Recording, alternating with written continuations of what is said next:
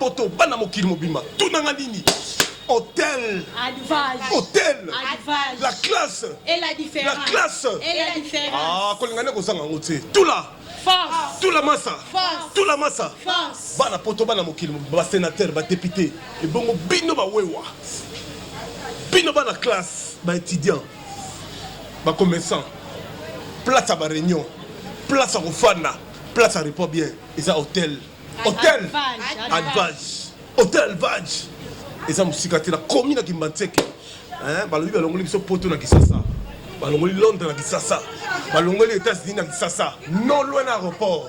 Outi aéroport, puis outi Pascal Bitabe. Oyeka maman na commune na Kimbanteke. Diagonal na bureau ya PMI. Pour l'année comme ça, Yaka au découvert hôtel ya solo. Hôtel. Advage. Hôtel. Advage. La classe. Et la différence. Dimanche Maboke. Ou bien qui toque. Na moins cher, bien moins cher, secret moins cher. Place à repos, kolala, ma chambre jolie. Ah, pang. Bampangi na mono aba Congo, bampangi abandundu. Beno kuisa kumona. Beno kuisa na hôtel Advage. Maboke ikele, na fasi ya PMI, kangeme kumaka na PMI, ngeme katuka n'importe komi, nyonso kele, ba place à kulala ya kitoko. Nyonso ya kitoko, maboke ya ngulu, ya mbisi, shawarma nyonso, tous les sortes de cuisine. Beno kuisa kumona, bena vanda jamais de si ataki lungu moshi na hôtel Advage. Bana king bana poto. Boya na hôtel Advage. Bokozala jamais dessus boko sepela. Biloka bien ezali. Cuisine européenne, cuisine africaine. Nyonso boko lia. Maboke ya solo. Maboke ya ngulu, ya mbisi, donc toutes sortes de maboke boroluka bosala. Shawarma ezali, hamburger, nyonso boroluka. Masanga ya pio, oluka vin, oluka liqueur, nyonso boroluka ezali, champagne, whisky, tout ezali. Ba chambre kitoko. Kolala ya bien. Donc nyonso service traité ya solo ya malonga. Boya bokozala jamais dessus bokosepela. Oza musika te, oza na Kimbanteke, non loin à l'aéroport, non loin à Pascal, oza tout près à agence à PMI. Avenue Ngambali numéro 2. Boya bokozala jamais dessus. Hôtel. Advage. Hôtel. Advage. Hôtel. Advage. Hôtel. Advage. Hôtel. Advage. Hôtel. Advage. Merci beaucoup, chers amis. Vous êtes très nombreux à travers cette émission Banca Télévision. Merci vraiment là-bas, Congolais, face au monde entier, puis la diaspora, puis notamment Kinois solo, au bazar, un esprit patriotisme, au bazar nationaliste, au bazar déterminé, l'esprit de détermination pour le moment Congo à l'émergence. Merci na soutien à bien soutenir le chef de l'État, Félix Antoine Seketi Lomukantombolo, le sauveur de la RDC, le sauveur de l'Afrique. Aujourd'hui, déterminé pour que peuple congolais tout ezala aux sergents ezali colonel tout comme on n'a jamais colonel à tambola makolo tout comme on n'a jamais commandant full tout comme on a mis colonel full à tambola makolo non président Facha Lubi il doit vraiment maintenant qui s'allume en 2021 plus ou moins selon l'enquête tant que biso ba journaliste d'investigation to lingi to dénoncer les lots à travers bateau ba gérer mboka na biso plus ou moins pendant 20 ans bateau ba gérer mboka na biso pendant 20 ans beaucoup kanga minoro na bino Bozimbo kana biso bo infiltré ba Rwandais, ba Burundais, ba Tanzaniens, ba Somaliens, na ba Arabes, ba zui ba Kolbat, ba zui ba bilo ba kete kilango, Xinjiang, Xinjiang. Waza rasuki boza na Corée du Nord ba tekele ba Kolbat. Ba zui ba minéraux ya mboka. Bo somba lupango na kata Rwanda. Bo zui ba minéraux mboka, bo kocha na kata Rwanda. Nous avons l'émission Boy, nous avons la présidente de la République Félix Antoine Seketi Mukantombolo Mohamai. En 2021, nous avons la présidente de l'Union africaine. Nous avons convoqué une réunion extraordinaire dans mon log. Comment fait-il le chef de l'État Félix Antoine Seketi Mukantombolo président de l'Union africaine? Mais pourquoi chaque boutou, bah remorque, bah camion zo longa de Kinshasa et Koti na route à Rosizi, maman se retrouve dans la Rwanda. Musuzo kinde Uvira bimi bala moko ti Tanganyika tanika imati pou et Koti na Uganda na kata Burundi. Le Burundi batonga ville ba la grâce ya mbonga ki ya RDC, ba pays de Burundi, Tanzanie tout ça, ba président ba s'enrichir na mbonga RDC. Le na kata deuxième na biso Tout ça qui est fité dans les Rwandais, dans les Burundais. Ils ne sont pas même des Congolais. Parce que mitema il y a des Arabes, mitema moko ya mabe. Mais les petits peuples, oh baza sans baza net esprit net banyama. Il y a un débat côté avec Barcelone. Comment fait-il une garde républicaine à l'époque, il y a 20 ans? Au Robimala, chef de l'État, au CAI, manifestation aux autres, 50 000 francs congolais. Pas même $100. Prime de risque. Salaire fin du mois, 90 000 francs. Vous avez piqué à Moutandengo, Maboko. Vous avez piqué dans la tente. Mboule les obètes, tu as dans Ndako. Quand on a un côté qui est Robima, et l'autre est athée. Condition à la vivre en Ango. Mais au moins, un petit Rwandais, Burundais, Tanzanie, là, tu sais, ce côté congolais. A comme il à côté de port, de l'aéroport, beach, na côté mbongo, zo côté facilement. Bah comme il linga ba congolais en désordre. Bah côté si poison, bah côté si enlèvement, bah côté si que bomba ba ton désordre. Bah effectivement, Rwandais même tina ba Burundi et tina ba Lubumbashi. Kasumbalé ça. Côté ka ba Orizali. Kasumbalé ça. Lualaba. Sankuru, côté diamant et Bimagi. Président de la République, tout le monde a diamant. Oh, mais ça san, azwa, et soukandengeni. Mouto diamant, oh, mouto azwa diamant. Dossier et soukandengeni. Mouto azwa diamant avec Sankuru, dossier et soukandengeni. To fanda, to réfléchir. Total la musique. Avec un côté, on a des détails, on a tout on a réussi, tout on a nos papiers kumbi. On a le fait de Vora. On a mis sur le Sambo, on a mis sur le Safati. Sougané, vous avez toujours en affaire. Regardons comme société.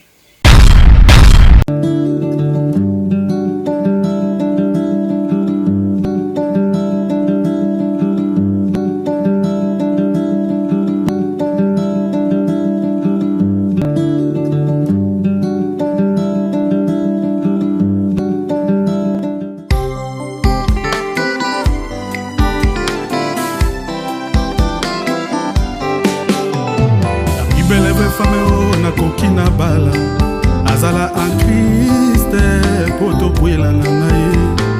Doko na yo maserezanga pierre d'appui, ezanga pela mu, pela la joie.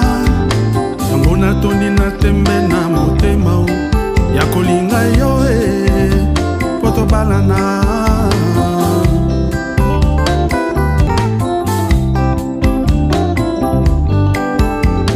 La Bible veut femme o na lingi na kwela ye. Azala en Christ, poto kwela na nae. Doko na yo maserezanga pierre d'appui, ezanga pela mu, pela la joie. Nango na toni na tembe na motema o, ya kolinga yo poto balana. Ibala semba utakaka na Nzambe, pasi na bisengo, tosenga na Yahweh.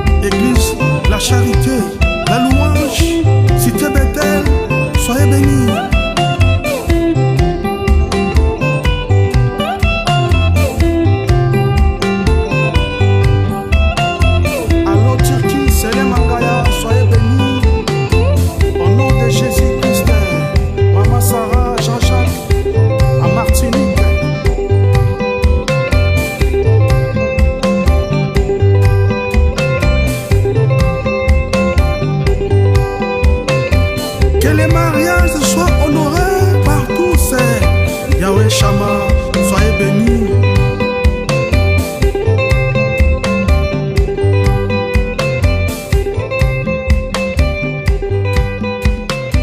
Sifa Gouma, Sila.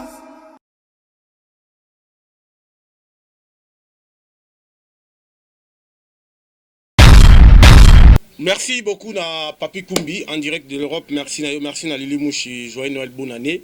Bonne année na Keita Kalumbo, Sali bombe atomique à Pessina Kumba Fatih Béton. 2021, à la bonheur, longévité et protection. Merci, bonne année, joyeux Noël. Bonne année vraiment na bandeko tout la face au monde entier na kati à Londres. Na Pessi merci na Bivon les propriétaires Clarisse na Marcelo Mbia. Bazolanda biso en direct na kati ya Mikili to Pessi Bambote Belé en tout cas na kati à London. Bambote na Bill Bambote Belé vraiment les super joyeux Noël, bonne année. Na bandeko nyonso bazotala biso face au monde entier. Jo Kali Papi Kalengula. Voilà vraiment pena ba Tshisekedi c'est makasi ya makila pe merci na bino, merci vraiment pe sincère condoléances na président Jacob Kabeya Kabeya ou azali président du parlement debout et Azando ou azali vice bourgmestre ya commune entière grand combattant monsieur ya IDPS atikaki biso te présenter sincères condoléances les plus assistés na famille. On est toujours de cœur avec vous. Repose en paix notre grand frère Jacob B en tout cas Kabe en tout cas parce que vous allez Zambé vraiment abattre la yo moli mon ayo pe manakimi en tout cas. Alors merci beaucoup de m'avoir connu sur toute la pébicho bato benga biso tellement ébélé bato tout na biso mais le président de la République Félix Antoine Tshisekedi Tshilombo qui va député na ba sénateur bien sûr. Parce que tu roules dans la vie pour faire ça, tout ça bateau est incompétent. On ne peut pas tolérer la vie pour faire ça, salité à un niveau boy. Comment fait-il que les patrons en ville pour faire ça? Batama boma ou abenga ba mexane ba côté ndengeni. Yo commandant la ville, il y a police. Bon ça la musalité, bon ça traître. Bon ça des fatigues attends le comme côté. Parce que vous êtes les patrons de la ville pour faire ça. Les services service tout et ça c'est ça qui est une institution. Ben si ce sont beaucoup les alliés et sa capitale bateau va continuer parce que le gouverneur dans le service le commandant de la police dans le service il donne pas les rapports même le ministre intérieur parce que le ministre intérieur national papa Gilbert Kakonde a usala musala les hommes a sula la terre a bunda tala ninga ngelo de kufuma kambo samaki na kati kuna ya bandeko baza ba jaloux mboka na minembo kuna. Si ce n'est pas Gilbert Kakonde l'a dénoncé, si ce n'est pas Basile et Bembanyoka, Olongo, Pongo, le numéro 10, on se bête à Mikolor sur la tête. C'est ça qui était. Si ce n'est pas Pacho et les filles, pourquoi on tombe le Mohamed Kanid? Mon adem.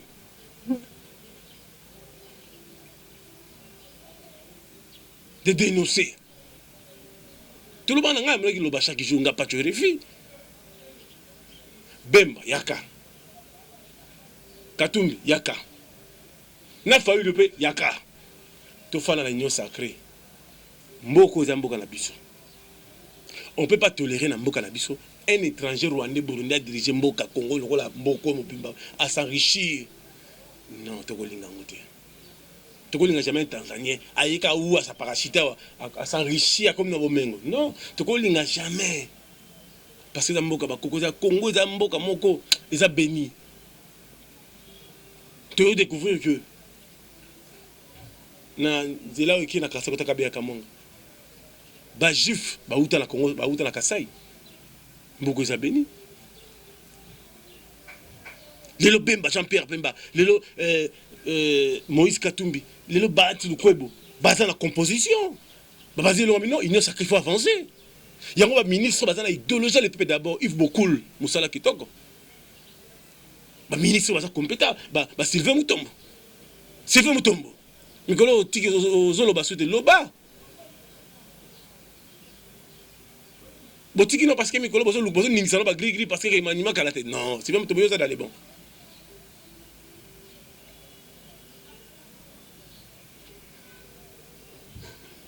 Moussala, il faut ça la main. Nabi, en 2021, Black est laté. Tala, nous allons aller sous l'aéroport et en Chili. Jamais dans l'aéroport, tu goes à la barre. Tu goes à la jamais na barre, faut dans l'aéroport. La carte, n'a repose à suivre. Mais quand jamais en dehors de l'aéroport. Jamais un rapport aux alamous, il faut éclairer, même le banda, même la balabala, il faut éclairer, mine d'affaires à la macasse. Oui, quand on a lobby président, va veiller dans le rapport, va veiller dans RTNC, va veiller dans Kati Yamenkao, va veiller dans Douma, dans Doumi, côté qui zenga, on va veiller dans. Il y a des infiltrés, Wande, Burundi, Bomba, Nakuna. Toi qui na Tingasani, côté Nzete Kauka, il y a des Rwandais là-bas. Tu as bomba sauté. Parce que na monga foule na grande masangambila, ba Rwandais ba sakuna na Burundi ba Tanzanie. Mboko vraiment to ina danger moko. Na bino pe la kabsa nga. Onganga yi mi mtoto ya ndani pana sana we. Ce n'est pas yonga même la fana na hotel la benaki na muza kufa chentsiki da kufa. Ba kufa me ba tirer l'esprit. Et ça, tout à fait. Même mon bout de face à mon bout de Moniba, parce qu'il fait président Mboka. Il faut réhabiter Kawele, Nsele, et comme placement touristique. Il y a un bagage de maman Boblé d'abord. Fachi a rassemblé les artisans de la paix. Fachi jamais go la parc privé na etache bangando na ba lion liaka batute. Fachi go la pour l'intérêt peuple. Yango union sacrée au Bemba, tala Bemba. Jean-Pierre, vous avez un gars, tala. Nous avons compris les sous-té. Vous faites des kimia trop. Bête en messa. Ba bombarda hélicoptère na yo. Obi que fanda be kimia trop.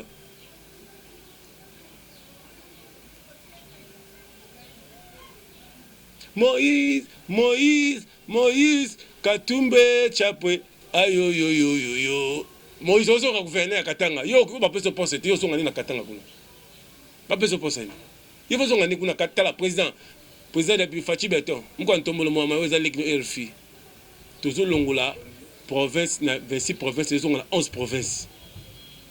Jamais tozo na 26 provinces msani. Tozo so na 11 provinces. Moïse Katumba zo nga kuna en tant que gouverneur. Ba biloko ba loala ba so gouverneur di balongo ba biloko wana. Et so ka bouti na rien.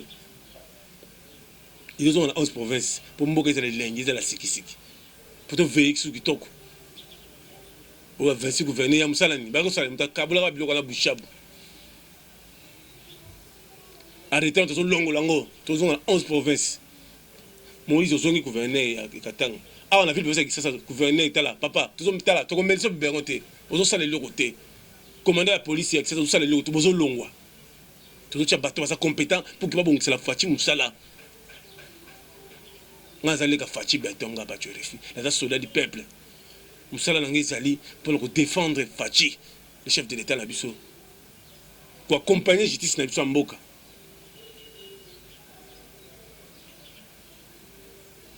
Qui a dit solo, ba foule partout, solo. Ba courir zade.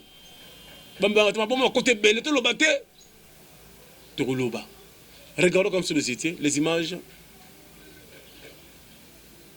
Il y a Moïse Katumbi, Kabund, le président à IDPS,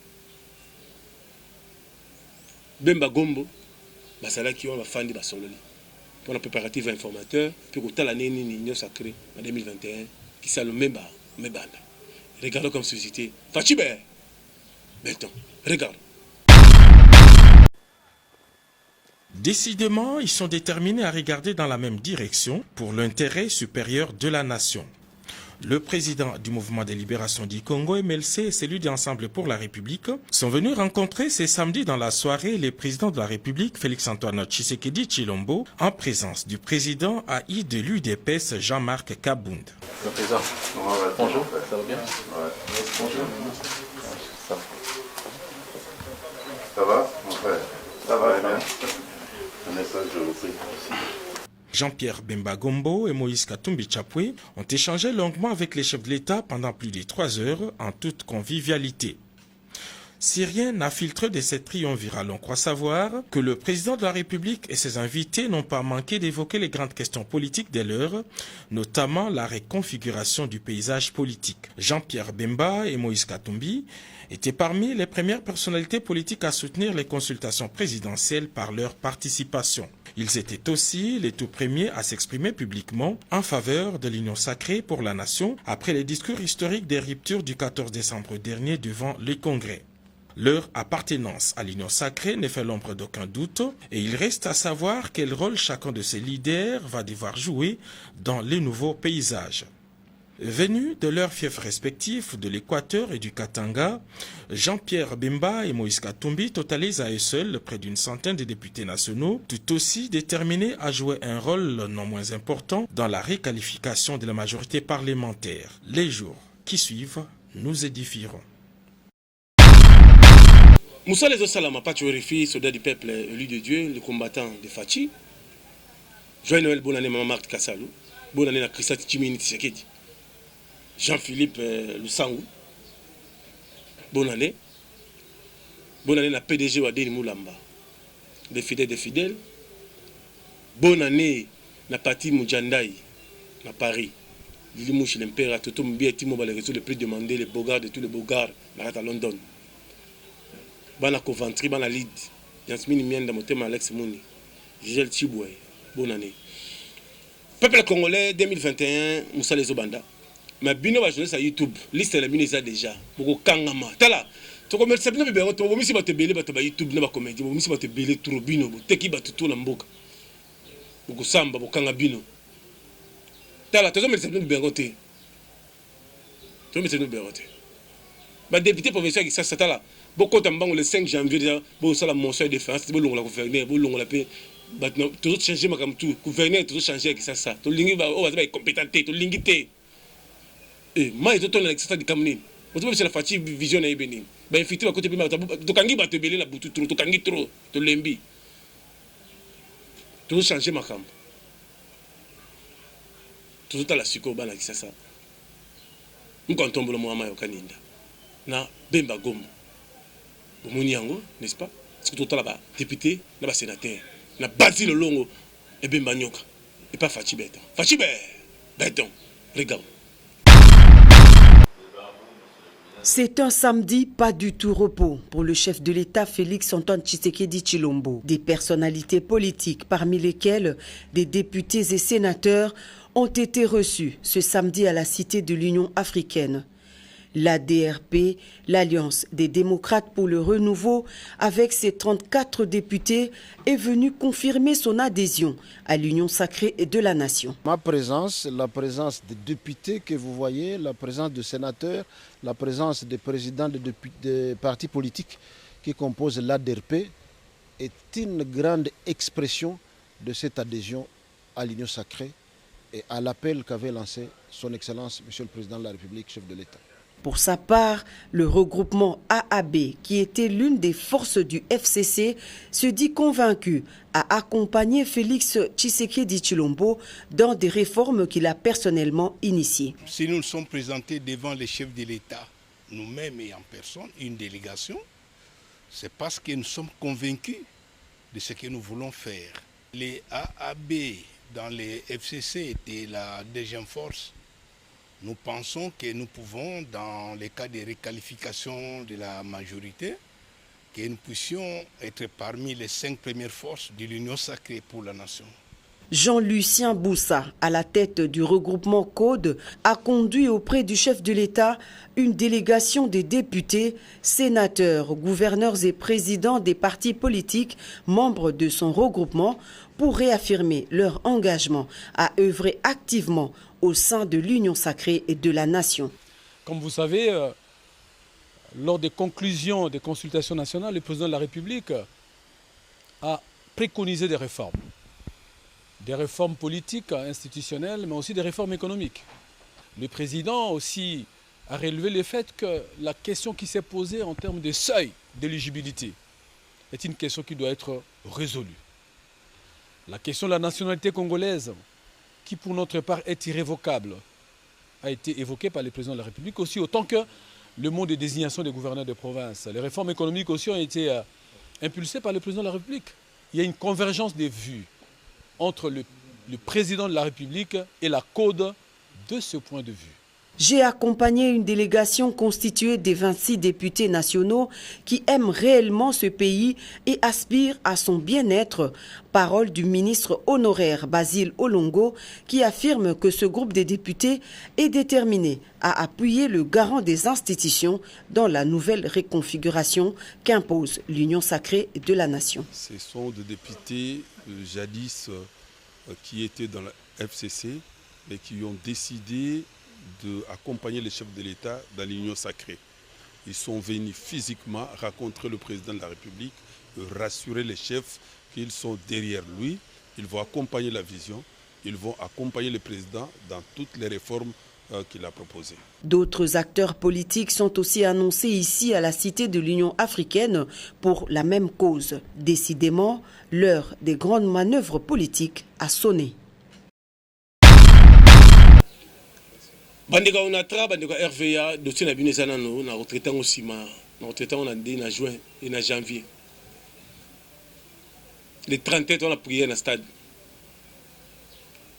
pour moins déjà que ba force bato ba yakina on ça ba yakina ba film ba démon ba yakina ba sira na mai ba yakina mutumo libele moko azokosa kufi a poli ba kisi ba 20 kufi na mai effet parce que moko na dépouiller bino 2021 qui s'allume banda pas peut-être de mukendi mutema qui s'est ngoma la baronne bonne année na bande ko nso na pe biso Pierrot wetu bonne année na nyoso tala ka banka télévision. Aimez cette émission et partagez. Merci à Aimé VK, merci beaucoup à Sadio Kazadi. TV comme il est, merci bon sur Banka Télévision.